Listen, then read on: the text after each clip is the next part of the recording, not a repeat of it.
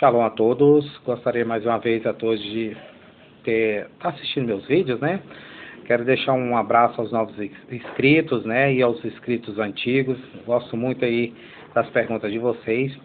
E hoje eu vou falar sobre Eclesiastes, capítulo 12, versículo 13, onde que resumidamente ele fala, depois que se analisou tudo, né?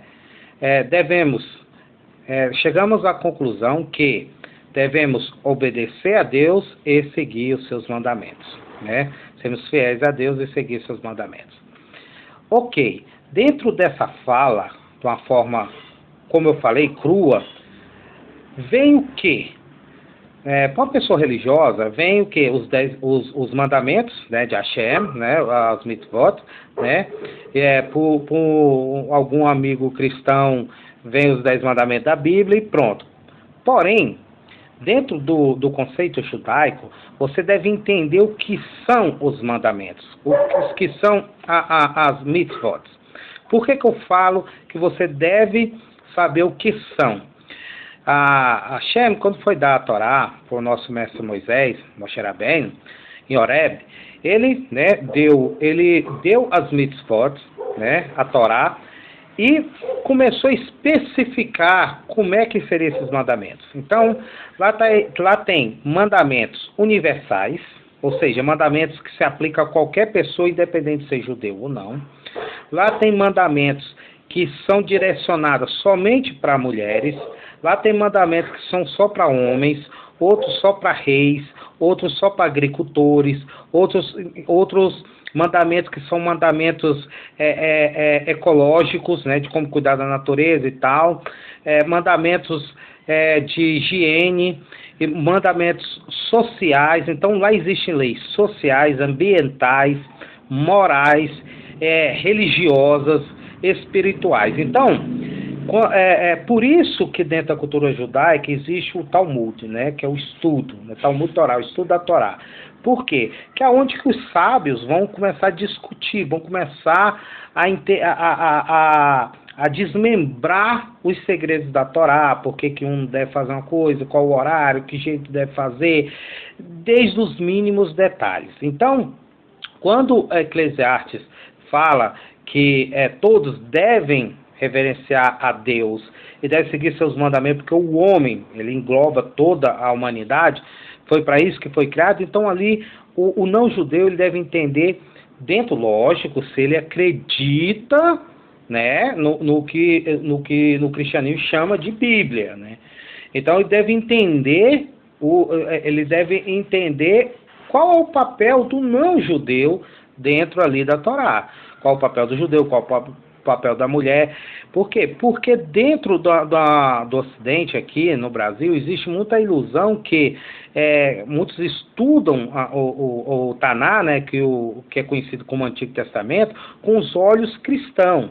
E quando você estuda o Taná com olhos cristãos, não vai fazer sentido, não vai ter sentido algum, né? Porque o cristão, ele tem uma visão distorcida do Taná. O cristão, por exemplo, ele entende que as mitzvot, as leis, são como se fosse uma corrente. Então, se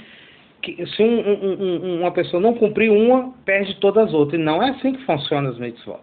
Tanto é que eu acabei de explicar. Existem mitzvah lá que são só para a mulher. Por exemplo, quando a mulher está no período menstrual dela, o homem não menstrua. Então, não faz sentido aquela lei ser pro homem, né? Por exemplo, a lei de reis, né? Então, por isso que dentro da cultura judaica, você tem que estudar as mitzvot, para você saber qual é o seu papel. Então, leis universais, essa todos devem seguir, né? E outra coisa também que é muito comum no meio judaico é saber o que é Deus. Então, se você também não sabe o que é Deus, como que você vai reverenciar Deus? Então, dentro também da cultura judaica, Hashem, Deus, bendito seja Ele, vai além do nome Deus, igual muitos pensam, né? Vai além da palavra Deus. Então, Deus, no conceito judaico, é muito mais profundo do que no conceito cristão. Bom, no conceito cristão, eles entendem que Deus é muito humano, né? Eles falam que Deus não é, mas é. Eles falam, Deus é amor, né? Deus morreu por mim e por você, Ele mandou o Filho, morreu por mim e por você. Você nota que isso aí é muito politeísmo, né? É muita idolatria, né? A idolatria tem essa característica de humanizar o que eles não compreendem, né? Porém, na cultura judaica, não. Então, por exemplo, Deus na cultura judaica, ele não é, apesar de ter falado o nome dele para Moshe Rabbeinu, mas o nome em si não faz tanta diferença se a pessoa pratica o que é correto. Então, servir a Deus no conceito judaico, vamos supor, eu vou pegar um exemplo aqui, um ateu. O cara é ateu, ele não acredita no nome de Deus, ele não acredita em Deus, tal, mas ele é um cara altamente, ele é um cara que ele respeita as religiões dos outros, ele não é para ele, mas ele respeita o próximo, ele respeita a natureza, não joga lixo na rua, ele dá um bom dia, é uma pessoa humana, é uma pessoa que não julga ninguém, é uma pessoa que sempre está buscando conhecimento. Dentro da cultura judaica, essa pessoa é um servo perfeito de Deus. Aí você fala, mas ele não acredita em Deus. Bom, ele não acredita porque Deus para ele é o Deus da forma cristã. Porque o Deus no conceito judaico é como se você pegasse todo o cosmos, o tudo. Gente, quando eu falo tudo, essa palavra tudo parece que para muitos religiosos é um tabu. O religioso aqui no Brasil parece que não consegue compreender o tudo, né?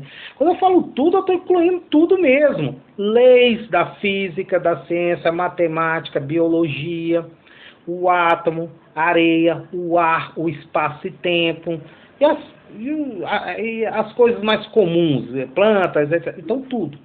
Então, se a pessoa, mesmo ela fala, eu não acredito em Deus, mas é uma pessoa ética, é uma pessoa altamente boa, pessoa ética, responsável, respeitadora, respeita tanto o meio ambiente como o teu próximo, ela é um servo de Deus no conceito judaico.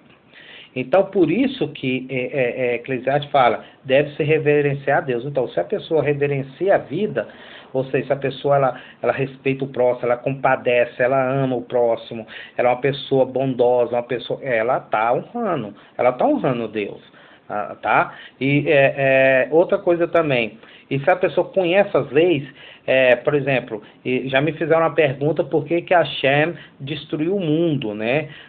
No dilúvio. Eu tenho um vídeo, depois vocês procuram aí, mas vou resumir aqui. Quando a Torá fala que o homem era mau, né, lógico que dentro da cultura judaica tem as explicações dos sábios, né? Mas se você também estudar a visão do Rambam Maimônides, você vai entender que o ser humano ele destruiu a capacidade da vida se manter na Terra. Então não era só eles roubarem, matarem, cometeram atrocidade, não. Eles chegaram a praticar coisas tão absurdas naquela época que os animais, por exemplo, não queriam mais ter relações com sua espécie. Por isso que lá na Torá, em Bereshit 6, Gênesis 6, fala que até os animais iam ser destruídos porque estavam imundos. Ou seja, o homem sujou até o caráter animal. Ou seja, os animais não queriam mais ter relações com a sua própria espécie, porque o homem tinha pervertido até os animais.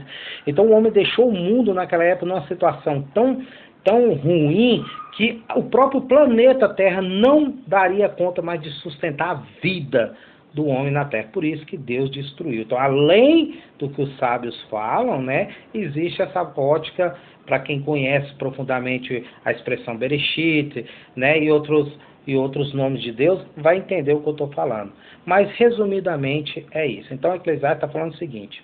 Resumidamente, ele quer dizer assim, se eu pudesse trazer para finalizar aqui, Eclesiastes quer dizer o seguinte, olha, observando tudo, cheguei à conclusão que devemos buscar a compreensão do tudo, que é Deus, reverenciar o tudo, entendermos que nós precisamos do próximo para sobreviver, da água limpa, nós precisamos ter educação, precisamos ter higiene, precisamos não poluir, precisamos amar nosso próximo, entender que se o próximo erra, nós também temos capacidade de errar, se o próximo acerta, nós também temos a capacidade de acertar.